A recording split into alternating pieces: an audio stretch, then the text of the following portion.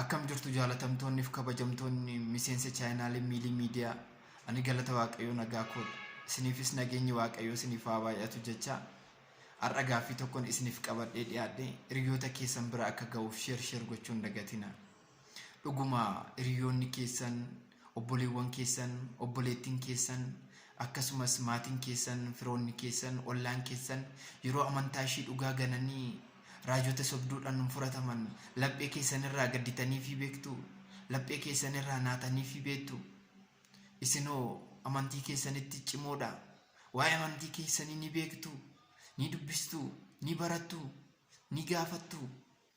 Waaqa keessan ni galateeffattu, ni faarfattu.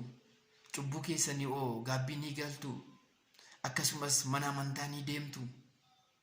Akkasumas hojiin keessan immoo waa'ee amantaa keessanii ni ilaallata. Waan amantan saniif hojii gaarii ni hojjettu. Yoo deebiin keessan eeyyee ta'e dhuguma isin kiristaanota lubbuu badduufis laphee keessanirraa naatuuf jechuudha. Garuu faallaa kanaa taanan waa'ee amantaa keessaniif hin dhiphattan. Waa'ee amantaa keessaniif beekuun barbaadan. Cubbuu keessaniifis gaabbii galuun barbaadan. Akkasumas hojiin keessan waa'ee amantaa keessaniin ibsu taanan isinis guyyaa lakkaawwachaa jirtu malee raajota sobduudhaan furatamuun keessan hin oolu. Kanaafiyyuu jabaadhaa. Waa'ee amantaniif beekuudhaaf dhamaa, waan amantan san hojiitti hiikuudhaafis halkaniif guyyaa hojjedhaa. Galatooma.